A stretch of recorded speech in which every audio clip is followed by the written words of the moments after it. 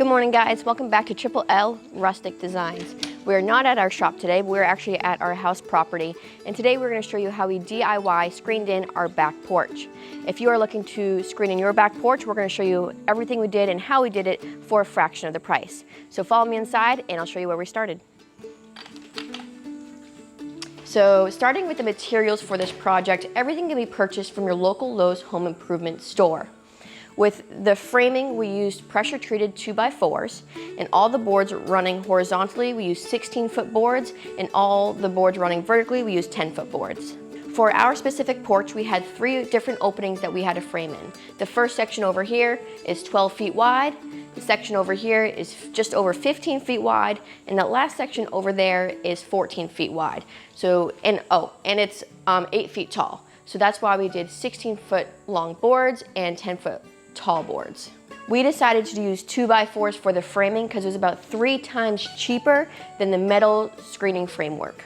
To create the frames, we cut all the 2x4s to their proper dimensions, we screwed them all together, and then we concrete screwed them into the concrete on all 4 sides. Once we installed the frame, we then painted the frame to match the color of the exterior of the house. Now that our frame is in place, we can get to the main part of our project using the screen tight system.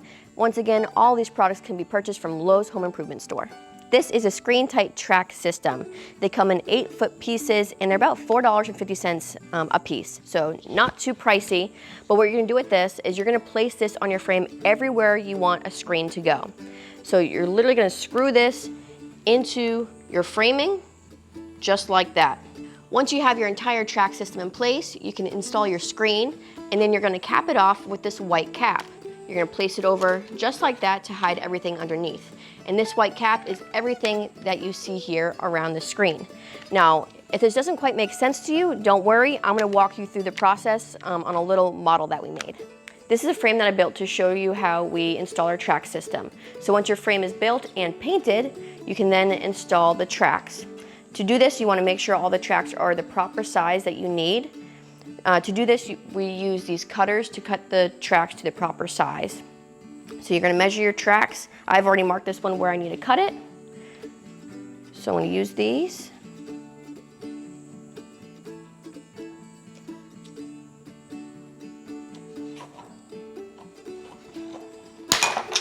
And cut it where I need it. Once everything is cut to size, you can then place your tracks where you want them.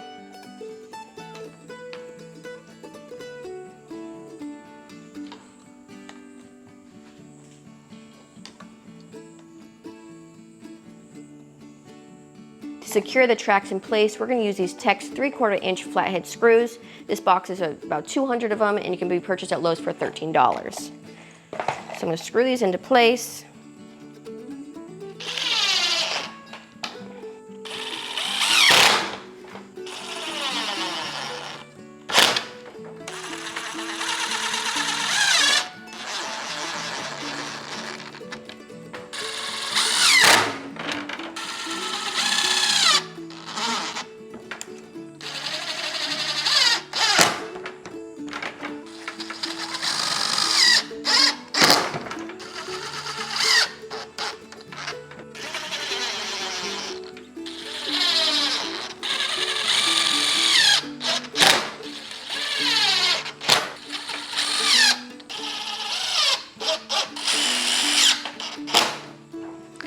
All right, now that our screen tight track system is completely installed, we can move on to installing the screen.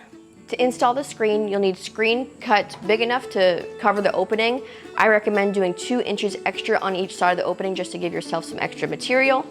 You'll need a screen roller knife to install it, and you'll need spline.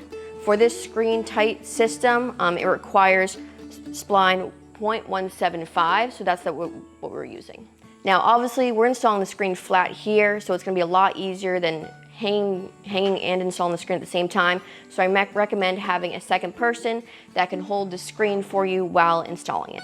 Now, you're going to stretch the screen out over the opening, making sure you have slack on all sides. Okay. When installing the actual screen, we started it at the top, so then we can install the top, and the rest of the screen was hanging, so it's much easier to install that way.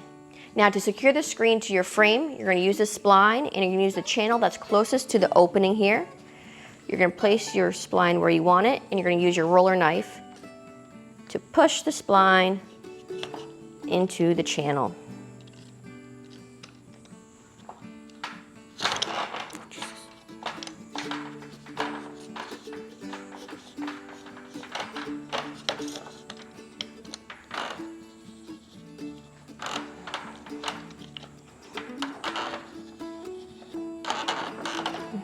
Just like that. If you do purchase this roller knife, the really cool thing about it is that it has a knife on the other end.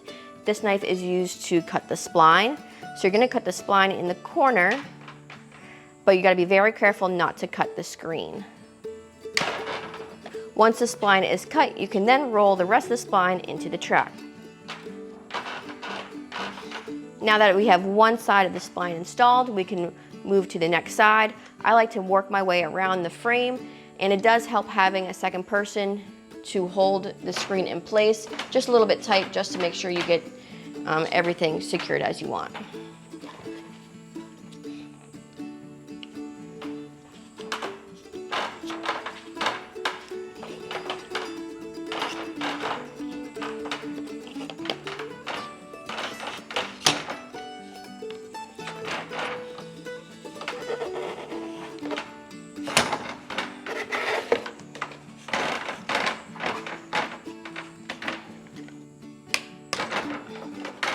A trick with the spline is to have it already laid out in front of you. It helps kind of make the spline go in pretty easy, and to have that second person hold it tight.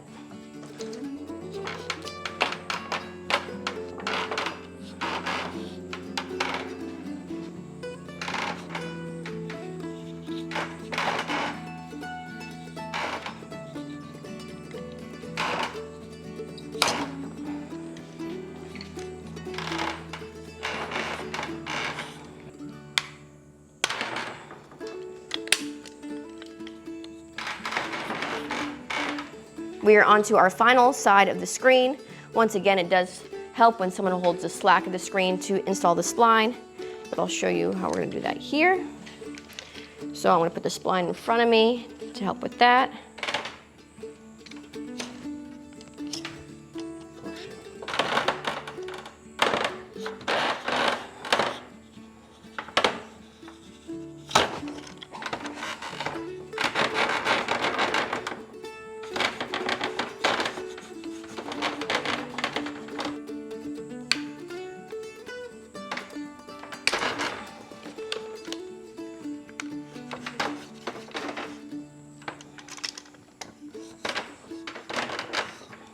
Okay, as you can see, we have all of our spline installed and we have a nice tight screen.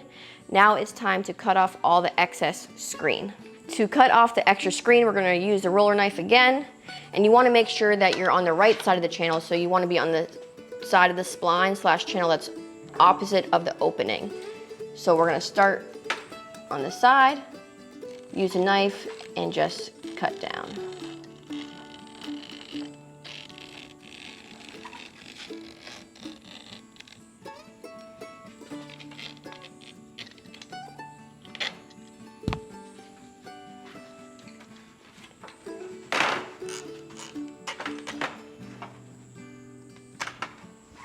As you can see, that was super simple. Now I'm going to do that to the rest of the sides.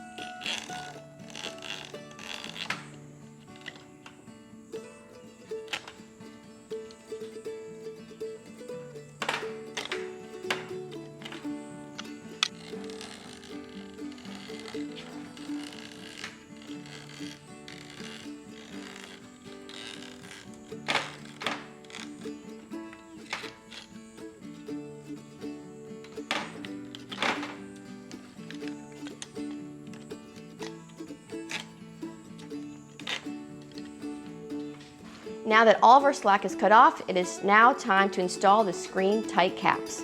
For installing the caps, you're also going to want to measure these to size. This one I have ready to be cut. You can use the same pliers that you used for the channel system. I already had this one pre-measured. I'm going to go ahead and I'm going to cut this as well.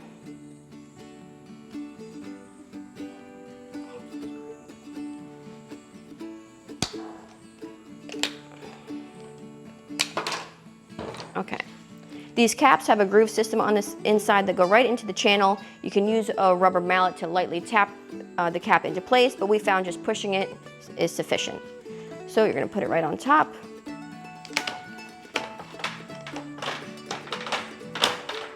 And push it into place.